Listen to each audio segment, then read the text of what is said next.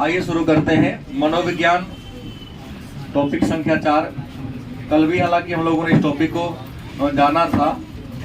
तो व्यक्तित्व के अध्ययन के उपागम, मतलब एक व्यक्ति के बारे में जानकारी प्राप्त करने के कौन कौन से उपागम हैं, उसके बारे में हम लोगों ने कल चर्चा किया था। और कल के क्लास में हम लोगों ने व्यक्तित्व के अध्ययन के बारे में सबसे पहले हिप्पोक्रेटस के विचार को जाना था, याद होगा, हिप्पोक्रेटस के विचार को। उसके बाद हमने जाना था चरक के विचार को।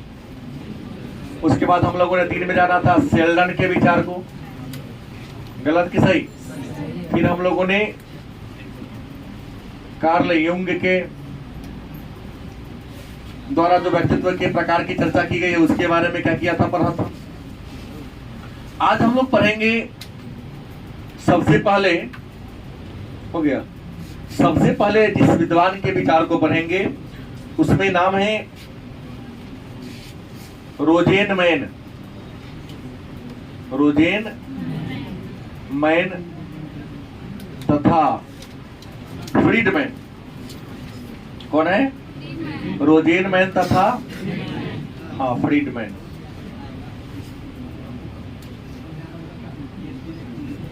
व्यक्तित्व के बारे में एक नया मनोवैज्ञानिक है रोजेनमैन और फ्रीडमैन। इन्होंने व्यक्तित्व को 2 भागों में बांटा था। नाम दिया टाइप ए तथा टाइप बी। एक प्रश्न आएगा कि व्यक्तित्व के अध्ययन के टाइप ए और टाइप बी व्यक्ति के बारे में विचार कौन दिया? उत्तर होगा रोजेनमैन और फ्रीडमैन। तो मन में होगा कि टाइप ए व्यक्ति किसे कहते हैं? क्या टाइप ए अगर व्यक्ति नाम दिया तो टाइप ए व्यक्ति की विशेषता क्या है, खासियत क्या है, टाइप ए वाले व्यक्ति की पहचान क्या है? तो रोजेनमैन और फ्रीडमैन ने कहा था कि टाइप ए व्यक्ति उस व्यक्ति को कहते हैं जिसमें उतावलेपन का गुण पाया जाता है, उसकी प्रेरणा उच्च स्तर की होती है, वो हमेशा समय की कमी को महसूस करेगा, काम के बोझ से हमेशा दबा हुआ रहेगा। मतलब वह व्यक्ति जिसमें धैर्य का अभाव होता है। मतलब कोई चाहिए अभी तो अभी चाहिए, ये नहीं कि 1 घंटा के बाद भी तुम्हारा काम हो जाएगा तो ना, अभी हो तो ज्यादा अच्छा है। उसमें धैर्य की कमी होती है, समय का अभाव। जो व्यक्ति धैर्य की कमी महसूस करता है, समय का अभाव महसूस करता है, जिसमें संतोष नहीं होता है, जो हमेशा काम के बोझ से क्या रहता है, दबा हुआ रहता है, ऐसे व्यक्ति को हम टाइप। और याद रखेंगे जो ना व्यक्ति में इस प्रकार का गुण होगा वह हृदय रोग से ग्रसित होगा और हार्ट बीट की बीमारी उसके अंदर ज्यादा होगा। पूछा जा सकता है प्रश्न, कौन टाइप का व्यक्ति हृदय रोग और रक्तचाप की बीमारी से ग्रसित होने की संभावना ज्यादा रहती है? तो टाइप ए व्यक्ति। क्यों? क्योंकि इसमें उतावलेपन का गुण होता है, इसमें धैर्य का अभाव होता ही नहीं है, मतलब इसमें बर्दाश्त करने का समर्थ ही नहीं होता। तीसरी, इस समय हमेशा कम महसूस करेगा, नहीं मेरे पास टाइम कम है, और काम के बोझ से अगर 2 काम और हाथों करेगा ना, बहुत काम, बाप रे, 1 ही काम है 2 ही काम है, फिर भी फील करेगा नहीं मेरे पास काम क्या है, बहुत है। ऐसा गुण वाला जो व्यक्ति होगा वो क्या कहेगा? टाइप ए व्यक्ति को कौन रोग होने की संभावना है? हृदय रोग और रक्तचाप, मतलब ब्लड प्रेशर। टाइप बी आप लोगों जैसा, आप लोग टाइप बी, आज करे सो कल करे, कल करे से परसों, इतनी जल्दी क्या है, जीना है अभी परसों। फरवरी परीक्षा है ना, आज पढ़ के क्या करें, लंबा टाइम है, क्या देखो सही भराइए जाएगा। ऐसे पढ़ेंगे तो लास्ट में पढ़ेंगे तो पूरा करंट रहेगा दिमाग में। फरवरी में पढ़ेंगे, परीक्षा के दिन कल है तो आज रात में पढ़ लेंगे। कालिदास है। हमने कहा कि टाइप बी उस व्यक्ति को कहते हैं जिसमें ए वाला कोई गुण नहीं है। तो मैंने कब फॉर्मूला दिया, उदाहरण दिया ना आप लोगों पर। परीक्षा फरवरी में, नाइट्रेशन क्यों ले? नम शांत होता है, क्या होता है? शांत होता है। समय आएगा तो देखेगा, बाकी समय आराम से खाएगा पिएगा सोएगा, मैं उसको कोई दुनियादारी से मतलब, ऐसे व्यक्ति को कहते हैं टाइप। आप लोग हैं ना, परीक्षा तो पापा जानते हैं, सर जी जानते हैं, हमारा से कौन मतलब है। अपने को तो केवल भोरे उठना है, साइकिल से कोचिंग में आना है, फिर पढ़ना है, फिर घर जाना है, टाइम मिले तो भोजन कर लेना है, नहीं तो दिन भर मोबाइल चलाना है। नहीं, एक विद्वान आए मॉरिस, कौन? मॉरिस नामक विद्वान आए, इन्होंने टाइप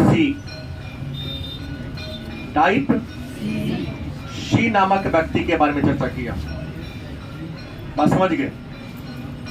तो टाइप सी कौन होगा? तो जो धैर्यवान होगा, जिसमें विनीत होगा, जो सहयोगशील होगा, मतलब वह व्यक्ति जो किसी को हेल्प करता हो, विनम्रता का गुण जिसके अंदर हो। तो जिस व्यक्ति में विनम्रता का गुण होगा, वह किसी को हमेशा हेल्प करने का विचार रखता हो, ऐसे व्यक्ति को हम टाइप सी कहेंगे। और टाइप सी व्यक्ति का बारे में विचार कौन दिया? मॉरिस नामक विद्वान ने दिया। याद रखिए, पूछा गया प्रश्न है टाइप सी वाले व्यक्ति को कौन रोग? तो कैंसर रोग होने की संभावना ज्यादा रहती है, कैंसर रोग होने से ग्रसित पूछा गया प्रश्न है परीक्षा में। और ऊपर वाला बोल दीजिए, टाइप ए वाला में हृदय रोग और रक्तचाप। एक विद्वान आए, नाम तो कौन नहीं दिया, कि टाइप डी। एक और व्यक्ति होता टाइप डी, और टाइप डी वाले व्यक्ति के बारे में कहा अवसाद रोग से ग्रसित होता है, खोया खोया रहेगा, जहां रहेगा शांति तो नहीं, खोया लगता कोई बहुत बड़े भारी विपत्ति में गुजर रहा हो, या बहुत बड़ी इन्वेंशन कर रहा हो, कि हमारे वैज्ञानिकों ने तो चांद पर चंद्रयान 3 भेजा, उस सूर्य पर सूर्ययान भेजने की तैयारी में लगा। नहीं, अवसाद की भावना में ग्रसित रहने वाले व्यक्ति को हम टाइप डी प्रकार के व्यक्ति के नाम से। तो अभी तक जो भी हमने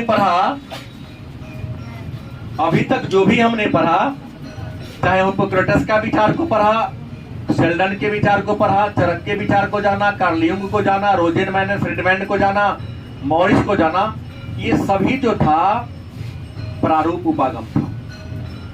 क्या था? हाँ, प्रारूप उपागम के बारे में हमने चर्चा की आपके साथ। अब हम लोग पढ़ेंगे कि नया उपागम। बताया था व्यक्तित्व के अध्ययन के 2 उपागम हैं, एक प्रारूप उपागम जो हमने आपको क्या कर दिया, बता दिया। अब हमारी चर्चा होगी विशेषक उपागम। कौन होगी? विशेषक उपागम। विशेषक का मतलब क्या होता है? तो विशेषक का मतलब होता है विशेषता को दिखाने वाला या विशेषता को बताने वाला। नाम से स्पष्ट है। विशेषक माने विशेषता को, उपागम माने विधि, तरीका। इंसान के विशेषता को बताने वाला जो विधि है, इंसान की विशेषता को बताने वाला जो तरीका है, उसी तरीका या विधि को हम विशेषक उपागम के नाम से क्या करते हैं। अब विशेषक उपागम के बारे में विद्वानों ने जो विचार दिया वो किस आधार पर दिया? तो विशेषक उपागम के बारे में विद्वानों ने कहा कि प्रत्येक व्यक्ति में कुछ न कुछ गुण होता है। हर इंसान में क्या होता है? कुछ न कुछ गुण होता है, और उसी गुण के आधार पर उसकी विशेषता तय होती है। गलत सही? विशेषक उपागम कहता है कि हर इंसान में कुछ न कुछ क्या होती है? गुण होती है। उसी गुण के आधार पर इंसान की विशेषता तय होती है। वह गुण कैसा होगा? तो कुछ गुण अस्थाई होगा, कुछ क्या होगा? अस्थाई। कुछ गुण क्या होगा? अस्थाई। अस्थाई गुण है जो आपका जैविक है, खानदानी गुण है आपका, जो अपने माता पिता स्वीकार किया है, ग्रहण किया है। पिताजी अगर अच्छा वादक है तो ना चाह के भी ताला बजा लीजिएगा। पिताजी अगर किसी चीज के अच्छे कलाकार हैं, मूर्तिकार हैं, तो थोड़ा थोड़ा गुण तुम्हारे अंदर होगा, ऐसा नहीं कि नहीं होगा। मतलब तुम्हारे माता पिता, तुम्हारे परिवार के लोग जिस काम में एक्सपर्ट होगा, तुम भले ही एक्सपर्ट ना बनो, लेकिन थोड़ा हमारा उस कार्य के बारे में तुमको नॉलेज रहेगी या नहीं रहेगी? निश्चित है कि वह रहेगी, राइट। लेकिन कुछ गुण क्या है? अस्थाई। चलते फिरते दोस्त यार से सीख लेते। नहीं, आजकल के नौजवानों सिगरेट पीने का शौक है, ना गांव में कहता कहावत के बाप के नाम साग पाटा, बेटा के नाम पर उड़दास कि दुर्गादास। हाँ, ऐसे बहुत है। बाप का औकात बीड़ी पीने के लिए, बेटा सिगरेट पीते हुए चलता है। शहर में जो पड़ता है, बात पर जाए देखता हूँ, सिंघारा नहीं खाएगा, दुकान में जाएगा तो ये डिमांड करेगा, ये कौन है, तो वो ब्रांड है, ये ब्रांड है। ब्रांड खोजता है। बाप ब्रांड नहीं है, घर ब्रांड नहीं है, ब्रेन ब्रांड नहीं है, पुस्तक ब्रांड का नहीं खरीदता है।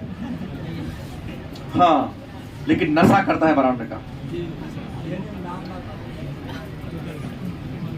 तो मैंने कहा कि व्यक्ति में अस्थायी गुण है जो आपके अंदर मौजूद है, जो गुण अपने माता पिता सिखाया ग्रहण किया है, लेकिन कुछ गुण अस्थायी भी आपका। उसी अस्थायी और अस्थायी गुण के आधार पर व्यक्ति की विशेषता तय हो जाती है कि कौन कौन तुम्हारे अंदर है, पर्याप्त है।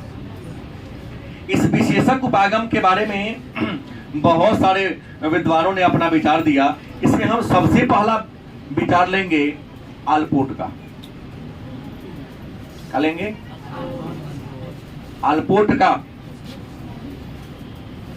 इनका पूरा नाम है गार्डनर आलपोर्ट। क्या नाम पूरा है? हाँ, गार्डनर आलपोर्ट।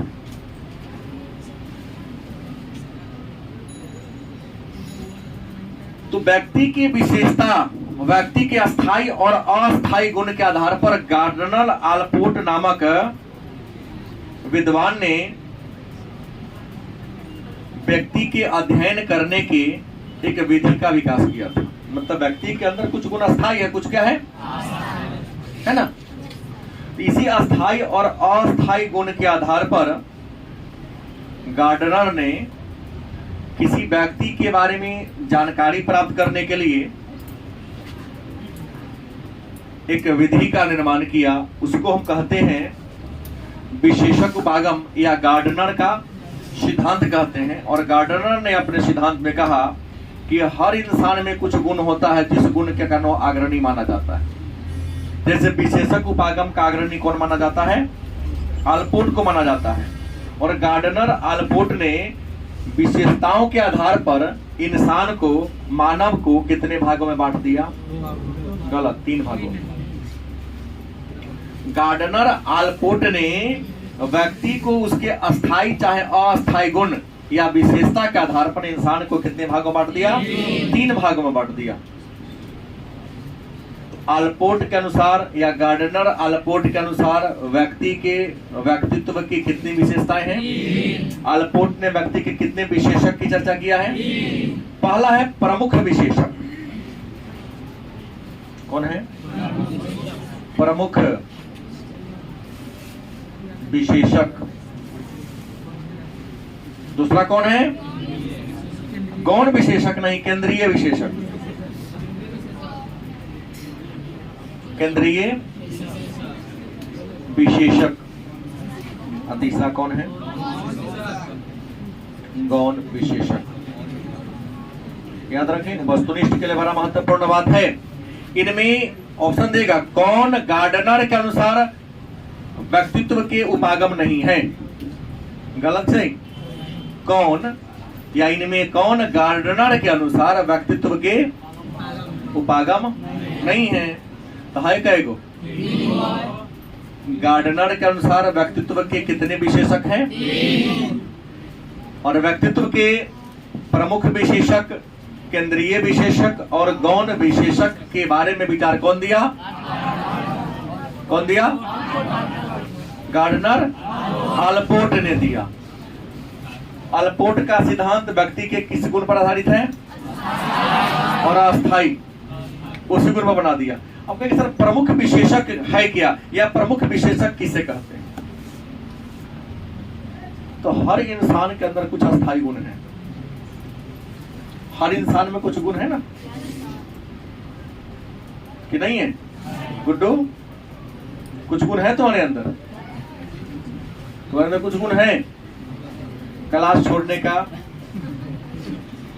झूठ बोलने का, डेरा पर ना पढ़ने का, यो तो गुण ही है, वो है ना। सभी इंसान में कुछ ना कुछ गुण होता है। तब प्रमुख विशेषक व्यक्ति का, हर व्यक्ति का वह गुण है जो संपूर्ण जीवन, जैसे एक इंसान चाहता है कि मैं IAS बनूं, तो जहां रहेगा उसी के सिलेबस के बारे में सोचेगा, उसके तैयारी के बारे में सोचेगा, उसी पर क्या करेगा, वार्ता करेगा। जिसको आर्मी बनने का मन है वो जहां रहेगा,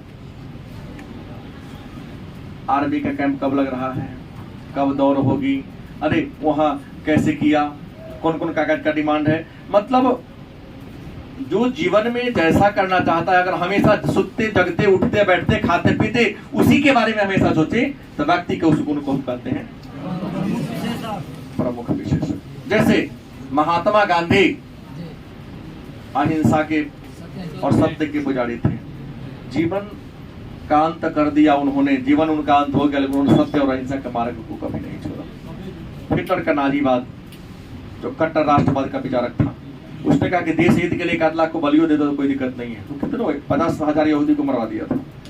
यहूदी ही जर्मनी के विघटन के कारण बना था। तो हिटलर का नाजीवाद, गांधी का सत्य और गांधी मिट गए, मर गए, सिद्धांत उन्होंने छोड़ा। लेकिन आप लोगों का कोई सिद्धांत नहीं है, ये भ्रम में न रहे कि आप लोग सिद्धांत वाले लोग हैं। सिद्धांत बुरा नहीं मानेंगे, विहीन है। क्या देखो गलत बोल रहा हूं, एकदम सही बोल रहा हूं। और जब तक तुम्हारी अपनी कोई सिद्धांत नहीं होगी, तुम्हारी अपनी कोई आइडियोलॉजी नहीं होगी, जीवन में आगे नहीं बढ़ोगे। सिद्धांत विहीन व्यक्ति, जिसका अपना सिद्धांत नहीं, अपना विचार नहीं, क्या आगे बढ़ेगा। आगे बढ़ने के लिए निश्चित विचार होना जरूरी है। अभी तो ये भी नहीं विचार है कि फरवरी में एग्जाम होने वाले 12 का फाइनल, उसकी तैयारी कर, रणनीति भी बहुत लेकर नहीं बनाया होगा। अगर हम फेयर का को पीछे करना शुरू कर दे तो बहुत ऐसे महापुरुष मिल जाएंगे जिनका हिस्ट्री का फेयर नहीं पूरा होगा, पॉलिटिकल का तो छोड़ दो। कहता भी कहा गया होगा, रस वाला है, भूजा खा गया, पानी पूरी खा गई होगी। कहता जब नंबर आएगा कम या होगा या होगी फेल, दोषी को ना कहता टमाटर पर है मेरे कल कहीं नहीं होगा। लेकिन इस गेट पर तो आने की औकात किसी को नहीं है, ये कहने कि ईमानदारी से पढ़ाया नहीं गया। क्योंकि परीक्षा के दिन और रिजल्ट के दिन वहां लाठी लेके खड़ा रहता हूं, मैं खड़ा रहता हूं, क्योंकि मैंने तो अपना ड्यूटी ईमानदारी से निभाया, तुमने नहीं निभाया। आरोप लगाने तो 2 लाठी देंगे उस समय, गलत सही। हमने ईमानदारी से अपने व्यक्तिगत लाइफ को आप लोगों के लिए हमने परित्याग कर दिया है। मैं कहीं आता जाता जल्दी नहीं, लेकिन आप लोग ही हैं वही वजह, आते जाते रहते हैं। यहाँ तो 3 महीना के बाद लड़का पढ़ने आता है। एक आया 15 दिन में धान रोप रहे थे, कितना खेत है, तो 6 कट्ठा। 6 कट्ठा तो 15 दिन में रोपा, क्या जी कल सामने था ना, 6 कट्ठा 15 दिन में रोपाई था।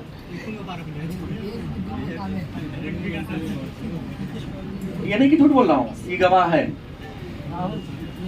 सतवजिया बैच में पहले पढ़ता था प्रमुख कुमार, लेकिन फादर बार बार फोन करते थे,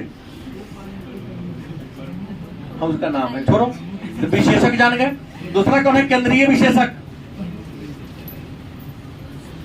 हर इंसान में कुछ व्यापक गुण होता है लेकिन दिखाई ना दे। हर इंसान में कुछ ऐसा गुण होता है, कूट कूट भरा रहता है, लेकिन वो गुण दिखाई। जैसे वह गुण कौन है, मेहनती। है सब मेहनती, लेकिन महाकाम चोर। संडे को बात होती है साफ करना है, हम मंदिर की तरफ गए तो पता चलता है कि सब फरार है, वो कोनो रुकल है, जो जरा डिसिप्लिन है, सब्जी साफ करने के लिए बोले तो हम कहीं कैसे जाओ, बाकी सब भाग जाती है। हम थोड़ी ना भागेंगे, जिसके पास इतने बच्चे हैं तो हम लोग साफ करेंगे, लेकिन आप लोग भाग जाते हैं। हाँ तो ये हेल्प करवा देता हूँ पाइप जोड़ने में। तो मैंने कहा मेहनती, निष्कपट। आपके अंदर कपट नहीं है, फिर भी आप कपट बन जा कर लेते हैं, वही तो हम करवा रहे जी। झूठो बोल देते हैं। फुर्तीला, आपके अंदर जो मेहनती वाला गुण है, निष्कपट वाला गुण है, फुर्तीला वाला गुण है, इसी गुण को हम कहते हैं हमारे इंसान में होता है, लेकिन दिखाता कहीं दिखा दे तो सब हर दिन हमने पकड़ेंगे मारने के लिए, अब हारेगा तो इन्होंने मार देगा, है ना। अगला क्या है, गौण विशेषक। इंसान में कुछ ऐसा गुण होता है जो दिखाई कभी हर इंसान में कुछ गुण है लेकिन वो दिखाई नहीं देता है। लेकिन जानने वाले पहचान लेता है, हम पहचान लेते हैं, अनुभवी लोग पहचान लेते हैं कि आपकी विशेषता क्या। जैसे कुछ हमको आम देखेगा नहीं, हमको तो फल फूल अच्छा आम लेगा तब बिना आम के खाएगा, तब मुझे आम पसंद है। ड्रेस पहनेगा तो ऊपरो लाल नीचो लाल, माथा में बानियो लिया लाल, बैंडो बनाया वो लाल, कहीं माथा के केसो लाल कर दिया, मतलब उसको सजातीय पसंद है। अगर आप ड्रेस पहनते हैं तो सेम प्रकार के ऊपर से नीचे आपको पसंद है। चप्पल लाल कर लिए, नाखून को लाल से रंग लिए, नीचे वाला ट्राउजर लाल है, ऊपर वाला टी शर्ट लाल कर लिया, हाथ में लाल बैंड लगा लिया, कहीं ज्यादा बस लाल का रंग से बालों को रंग लिया। सजातीय हो गया ना, मैंने एक ही प्रकार के कलर का आप यूज कर रहे हैं, तो इससे भी सबको गौन कहेगा नहीं, लेकिन ड्रेस लोग पकड़ लेगा, अच्छा ये है। होटल में जाएगा नाश्ता करने, जब भी जाएगा हमको ये दीजिए ना, मतलब उसको समोसा ज्यादा पसंद है, लिट्टी ज्यादा पसंद है, उसको जिसको जो पसंद होगा वही डिमांड करेगा, मतलब कहता किसी को नहीं है, लेकिन उसके व्यवहार से आप पता लगा सकते हैं कोई इंसान है कैसा, जिसे कहते हैं कौन विशेष। दूसरा विद्वान आए रेमंड कैटल, एक और विशेषज्ञ है रेमंड कैटल। रेमंड कैटल ने व्यक्ति के व्यक्तित्व का अध्ययन करने के लिए, व्यक्ति के व्यक्तित्व के बारे में जानकारी देने के लिए जिस सिद्धांत का प्रतिपादन किया था उसका नाम था 16 कारक प्रश्नावली। मतलब व्यक्ति के व्यक्तित्व का अध्ययन करने के 16 कारक प्रश्नावली, इसी को अंग्रेजी में कह देगा 16 PF। गलत सही? व्यक्ति के व्यक्तित्व का अध्ययन करने के लिए 16 कारक प्रश्नावली का निर्माण किसने किया? रेमंड कैटल ने किया। इन्होंने कहा, अपने सिद्धांत में कहा कि हर व्यक्ति की पर्सनालिटी दूसरे व्यक्ति के पर्सनालिटी से भिन्न होती है। तुम्हारे हाथ का 5 उंगली समान है? अच्छा, तुम्हारे हाथ की 5 उंगली, ये दोनों उंगली बराबर है? दोनों उंगली का मिलान करके देखो, जरूर कुछ ना कुछ डिफरेंस होगा। तो आंख तुम्हारा ही दोनों है, दोनों आंख कभी आईना के सामने खड़ा होकर मूल्यांकन करने लगेगा, कुछ ना कुछ डिफरेंस है दोनों में। कान का जो कर्णपाली है, ये दोनों बाहर वाला कर्णपाली या कर्णपट्ट कहते हैं, इसका साइज भी बराबर नहीं। तुम्हारा दोनों है कान, ये नहीं कि मेरा एक तुम्हारा है, तुम्हारे बॉडी में तो तुम्हारा ही दोनों है, लेकिन दोनों के साइज में कुछ ना कुछ। कैटल यही बात कहते हैं कि देखिए, जितने भी इंसान हैं सबकी संरचना, नहीं कहता अरे वो तो सीता गीता जैसे वो राम श्याम की तरह है, नहीं, गलत। राम राम मिला है जल्दी, सीता सीता गीता गीता मिला नहीं, हाँ राम श्याम कह दिया। मतलब दोनों मिलता है, अगर हूबहू मिलता तो कहता राम राम है, या तो सीता सीता है, या तो गीता गीता है कहता, लेकिन ऐसा नहीं, राम श्याम सीता गीता दो का नाम ले ही लेता है। मतलब यहाँ भी इंसान कहने में भी यह कहर सिद्ध कर रहा है। और रेमंड कैटल ने भी कहा कि संसार में जितने भी लोग हैं उन सब में समानताएं नहीं है, 100% नहीं, लेकिन कुछ ना कुछ क्या है, असमानताएं हैं। और व्यक्ति की असमानता इंद्रियों के द्वारा, उसके मन के कारण तय होती है। सीधा तय होती है, मन के द्वारा तय होती है। इन्होंने इस बात का पता लगाने के लिए सांख्यिकी का यूज किया था, क्योंकि सांख्यिकी सन्निकट मान देता है। सांख्यिकी का मान कैसा होता है? स्टैटिक्स का मान कैसा होता है? सन्निकट। 100% मान उसका श्योर नहीं होता है, लेकिन लगभग क्या होता है, सांख्यिकी का प्रयोग किया और अपने प्रयोग करके बताया कि हर व्यक्ति में कुछ मूल तत्व पाया जाता है। जैसे किसी में ईमानदारी का, किसी में दयालुता का, किसी में निर्दयता का, किसी में ईर्ष्यालु का, किसी में चुगलई का, किसी में शर्मिलापन का। हर इंसान में कुछ ना कुछ गुण पाया जाता है। जितना मैं बोला हूं, एक में सब नहीं होगा, लेकिन सभी गुण किसी न किसी में क्या है, मौजूद है। और इसी गुण के आधार पर उन्होंने व्यक्तित्व का क्या किया, मूल्यांकन किया। और मूल्यांकन करके कहा कि 16 गो टॉपिक है जिस आधार पर हम कह सकते हैं कौन व्यक्ति कैसा है।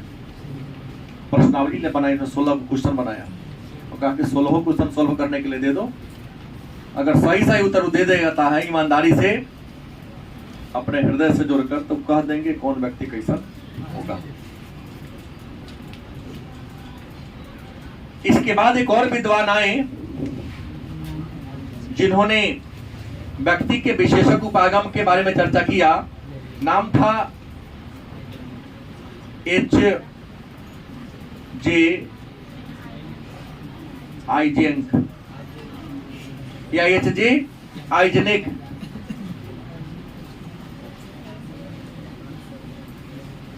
H.J. आइजेंक और इन्होंने विशेषक उपागम के आधार पर संसार में जितने भी लोग हैं उन सारे लोगों को कितने 2 भागों में बांटा।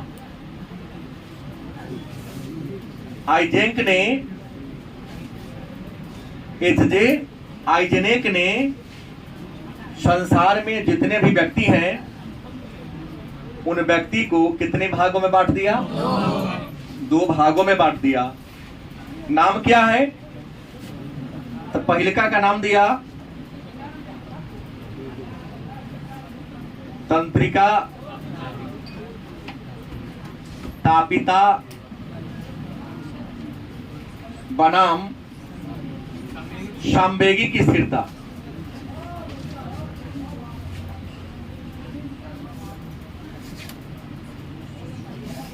और दूसरा कहा बहिर्मुखता।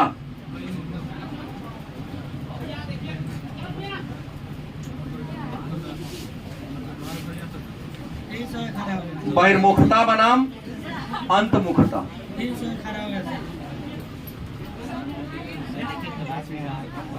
मैंने कहा कि H.J. आइजेंक ने, जिनको बाहर जाना है जा सकता है, हमने कहा H.J. आइजेंक ने व्यक्ति के विशेषक उपागम के आधार पर व्यक्ति को कितने वर्गों में बांट दिया? 2 वर्गों में बांट दिया। पहला नाम दिया तंत्रिका तापिता बनाम सामवेगी की स्थिरता, दूसरा बहिर्मुखता बनाम अंतमुखता। अब सवाल है कि तंत्रिका तापिता बनाम सामवेगी की स्थिरता किस व्यक्ति को कहें? तो तंत्रिका तापिता बनाम सामवेगी की स्थिरता कहता है कि वह व्यक्ति जो अपने भावना पर नियंत्रण नहीं रख पाता है। वह व्यक्ति, कुछ ऐसे भी लोग हमारे समाज में हैं जो अपने भावना पर नियंत्रण नहीं रख पाते। तो जो व्यक्ति अपने भावना पर कंट्रोल नहीं रख पाते हैं वैसे व्यक्ति को ही तंत्रिका तापिता बनाम सामवेगी की स्थिरता के नाम से। और तंत्रिका तापिता बनाम सामवेगी स्थिरता के आधार पर संसार में जितने भी लोग हैं वह 2 प्रकार के होते हैं। कितने प्रकार के? एक वह लोग होते हैं जो तंत्रिका ताप से ग्रसित होता है। उसने हमको ये कहा, हमने डिमांड किया, उसने मुझे क्या किया? नहीं दिया। हमेशा तनाव में जिएगा। और दूसरे छोर पर वह व्यक्ति होता है जो एकदम शांत होगा, विश्वसनीय होगा और संयमित स्वभाव वाला होगा। तो तंत्रिका तापिता बनाम सामवेगी की स्थिरता के आधार पर आइजेनेक ने क्या कहा कि संसार में जो भी इंसान है तंत्रिका ताप के आधार पर 2 प्रकार के होते हैं। एक छोर पर वह लोग होता है जो तंत्रिका ताप से तो हमेशा अपने आक्रोश से ग्रसित रहेगा। घर में चूहा टेंशन में मर जाता होगा, अब बेटा है जो हवाई जहाज से चलता है। ऐसे लोग हैं। रियल औकात उसके घर पे जाके देखो, रोड पर तो सब प्रधानमंत्री के बाल बात दिखाता है अपने आप को, अमित शाह के होगा सब, गृह मंत्री, सारा पुलिस का मालिक वही है। वास्तविकता यहाँ से उतरेगा ना तब पता चलेगा उसकी रियलिटी क्या है। तीनों पॉकेट में से निकालेगा तो कहीं दूसरे सिंघारा का पैसा निकालेगा, बहुत बड़ी बात हो गई। बात गलत नहीं बोला हूँ, महसूस करना कभी। और दूसरा एकदम शांत, उसको दुनियादारी से कोई मतलब। कितना सुंदर पढ़ाना खड़ा हो गया आप लोग, चल जाता, मैं रोकता भी नहीं। हम तो कहते महीना में बांध पर बड़ी घटना घटे कि शांत रहे हमेशा। ऐसे घटे तो हमको इससे फर्क नहीं पड़ता है। पतंगा देखते हो, जब बॉल होता है बड़ा सुंदर आता तो मरता है, पतंगा तो मरना है आज कल। उसको जीवन तुमको सोचना कैसे तय करना है। दूसरा कौन है? बहिर्मुखता बनाम अंतमुखता। तो बहिर्मुखता बनाम, कुछ ऐसे लोग होते हैं जिनमें सामाजिक उन्मुखता पाई जाती है। वो जहां रहेगा समाज के बारे में सोचेगा कि मेरा समाज आगे कैसे जाएगा, हमारा देश कैसे आगे बढ़ेगा, नहीं हमारी देश की प्रगति कैसे होगी, हमारे समाज के लोगों की प्रगति कैसे होगी। ऐसे सोच रखने वाले व्यक्ति को हम बहिर्मुखता बनाम अंतर्मुखता कहते हैं कि इसमें भी इंसान दो प्रकार के होते हैं। एक जगह ऐसा लोग होता है बहिर्मुखता बनाम अंतर्मुखता में, एक जगह ऐसा लोग होता है जो जहां रहेगा कुछ ना कुछ करता रहेगा, जहां रहेगा कुछ ना कुछ आगे बढ़ने के लिए सोचता रहेगा। कि जो एक आदमी ऐसा जो जहां रहेगा निष्क्रिय रहेगा।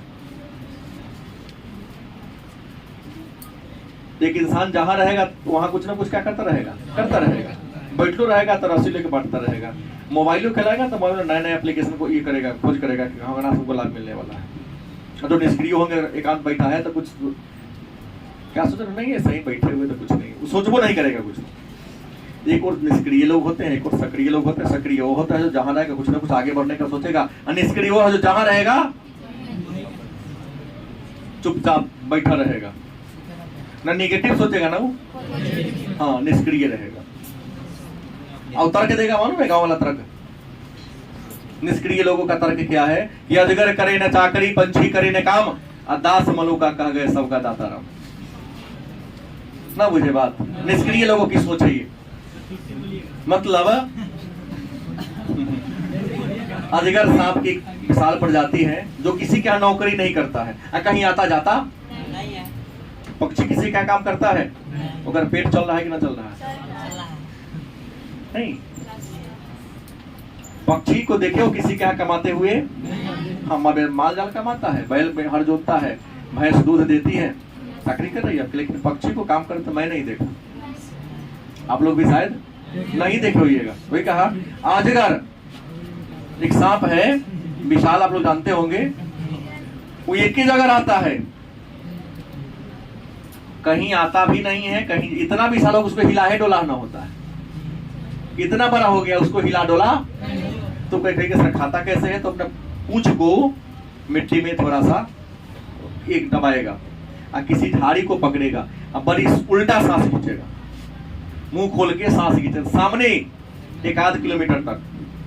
जितना छोटा मोटा कीड़ा मोकरा पक्षी चुप खींचेगा, अंदर खींच लेगा और सीधे सबको निकल जाएगा।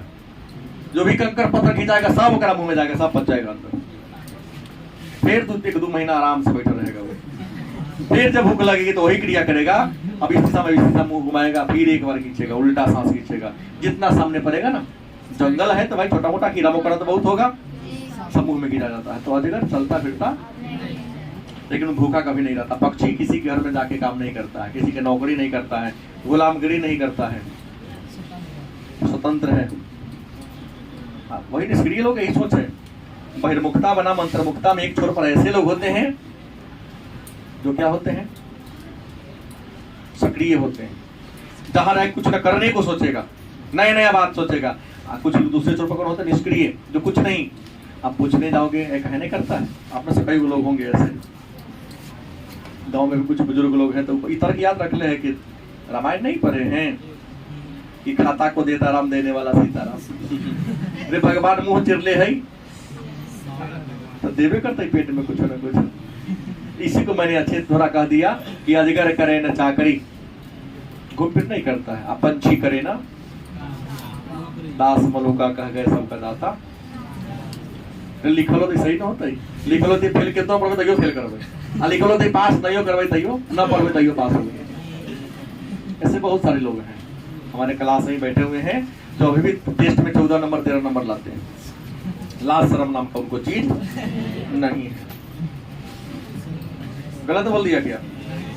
इन्होंने आगे चलकर एक और विचार दिया था। पहले तो इन्होंने आइजेंगे में 2 ही भाग में बांटा था इंसान को, लेकिन आगे चलकर एक और नाम दिया। तीसरा आयाम इन्हीं का है लेकिन इन्होंने लिखा नहीं था, उसमें नाम दिया था कि मनस्तापिता बनाम सामाजिकता।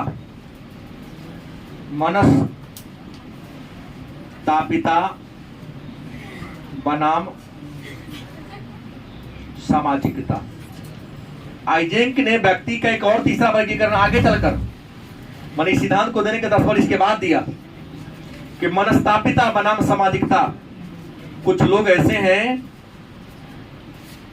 जो जीवन में कुछ नहीं करेगा तो अंत में क्या होगा, पछतावा करेगा। या तो बाप मतारी को दोष देगा, ना समाज को दोष देगा। ऐसा को लोग होते हैं।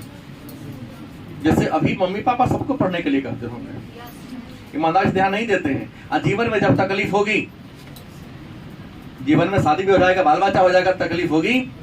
अगर माँ जिंदा रही तो आके लड़ेगी, माँ से बिया होला के बाद लड़ेगी। तो हमरा लड़का नहीं तो पढ़े का है ना, वो कहे कि हम तो तोरा पढ़ लिया, तू ही ना गेले पढ़े, स्कूल से भाग आवे, तो माता साहब कंप्लेन करो, तो तैयो हमरा तू पीटले का है ना। अभी पीटने की बात होगी तो ऐसे ऐसे कुपात्र बाल बच्चा है, घर छोड़ देता है, भागे अभी, हाँ, घर छोड़ के भाग जाता है। पिताजी मेरे पास आते हैं, और आप लोगों में भी कभी नहीं है 2 घंटा देरी से घर पहुंचते हैं। बात गलत नहीं बोल रहा हूँ, सही बोल रहा हूँ। तो आजकल तो 99% कुपात्र बाल बच्चे हो गए। बाप मतारी को धमकी देते, बेशक मैंने घरे छोड़ना, जहरे खा के मर गए। पुत्र मुंह में धृतराष्ट्र अपना 199 को बेटा को बर्बाद दिया था, तो 1-2 वाले हिस्सा दे देता तो 100 में मरता। औधे मांग रहा था, अंत में कहा कि 5 गांव दे दो, कहा कि न देंगे, 100 को बेटा है, तू 5 को, 1 पर 20 को। इस परिणाम में क्या हुआ, अपना 100 बेटा को मरवा लिया। कौन भोगा? जगह राज प्रभु भोगा। वास्तविक सुख उसी को मिलता है जिसका प्रॉपर्टी होता है। अपने बाहुबल पर कुछ दिन तुम किसी को परेशान, लिखा है विद्वानों ने कहा, सत्य का ही राज हमेशा रहेगा। अधर्म प्रारंभ में बढ़ता है, अंत में अधर्म का डाउन होना पड़ता है। सत्य स्थिर होता है। सत्य परेशान हो सकता है, पराजित कभी नहीं। इसलिए जीवन भर सच्चाई के दामन को पकड़ आगे बढ़ने का प्रयास करना है। एक और देख लेता हूं, पंचकारक मॉडल। विशेषज्ञ उपागम में एक और मॉडल है, नाम है पंच कारक मॉडल। और व्यक्तित्व के पंचकारक मॉडल का विचार दिया था पॉल कास्ट्रा व रॉबर्ट मैक्रे। व्यक्तित्व का पंचकारक मॉडल किसने दिया? पॉल कास्ट्रा और रॉबर्ट मैक्रे नामक मनोवैज्ञानिक ने व्यक्ति के व्यक्तित्व के बारे में जानकारी देने के लिए सिद्धांत दिया। नाम क्या था? पंचकारक मॉडल। और पंचकारक मॉडल में पहला नाम दिया अनुभवों का खुलापन। अनुभवों का खुलापन। दूसरा विचार दिया बहिर्मुखता। दूसरा क्या कहा? तीसरा नाम दिया सहमतिशीलता। सहमति। चौथा दिया तंत्रिकाता। तंत्रिका ताप। और 5वां नाम दिया अंत विवेकशीलता। अंत। मतलब 5 को हमने चर्चा किया है कि ना, कहीं किया है जरूर। इन्होंने उस सभी को जोड़ के कहा नहीं, व्यक्ति में 5 गुण होता है। व्यक्ति की विशेषता को इन्होंने कितने भागों में बांट दिया? 5 भागों में। किसने बांटा? तो पॉल कास्ट्रा और तो व्यक्ति को उसकी विशेषता के आधार पर 5 वर्गों में बांट दिया और नाम दे दिया पंचकारक मॉडल। हालांकि अनुभवों का खुलापन। आपके समाज में कुछ ऐसे लोग होते हैं जो उत्सुक रहेगा, जहां कल्पनाशील रहेगा, नया नया सोचता रहेगा हमेशा। अनुभवों का खुलापन उसको कहेंगे जो जहां रहेगा कल्पना में रहेगा, नया नया विचार देता रहेगा, आपको नया नया रास्ता का इजाद करता रहेगा, वो नया नया काम में हमेशा लगा रहेगा। दूसरा बहिर्मुखता। कुछ ऐसे व्यक्ति जो बातों नहीं पहुंचा रहेगा, बाद में अगर फंस गया, 4 घंटा चल रहा है, रोटी से रह गए, भात से रह गए, माछी खा रहा है, कोई टेंशन नहीं। आग्रहिता का गुण होगा, सक्रियता होगा, बातूनीपन होगा, और जहां रहेगा हंसी मजाक मनोरंजन करेगा, ऐसे वो कहेंगे बहिर्मुखता। तीसरा है सहमतिशीलता। कुछ ऐसे लोग होते हैं जो सहयोगी होते हैं, मैत्रीपूर्ण गुण रखने वाले होते हैं, दूसरे की सहायता करने वाले होते हैं। तो जिसमें मैत्रीपूर्णता का गुण हो, सहायता करने का गुण हो, सहयोग करने का गुण हो, अन्य का देखरेख करने का गुण हो, तो ऐसे व्यक्ति को कहेंगे सहमतिशीलता। और कुछ लोग ऐसे हैं जो जहां रहेगा भयभीत रहेगा, डरा हुआ रहेगा, चिड़चिड़ा स्वभाव का रहेगा, बात बात पर क्रोध आएगा, उसको कहेंगे तंत्रिका ताप बला। और अंत विवेकशीलता कहता है कि कुछ ऐसे व्यक्ति हैं जो उन्मुख होगा, उत्तरदायित्व होगा, उसमें निर्भरता का गुण होगा, वो दूर की सोचेगा, किसी काम को करने से पहले दूर को सोचेगा, तो ऐसे व्यक्ति को क्या कहेंगे हम? अंत विवेक। तो आज हम लोगों ने केवल दूसरा विशेषक पढ़ा, विशेषक उपागम, दो टॉपिक हमने कर लिया। अगला क्लास में पढ़ेंगे मनोगतिक उपागम। क्या पढ़ेंगे? व्यक्तित्व के बारे में जानकारी प्राप्त करने का तीसरा उपागम कौन है? अगले क्लास में होगा। आज इतना ही।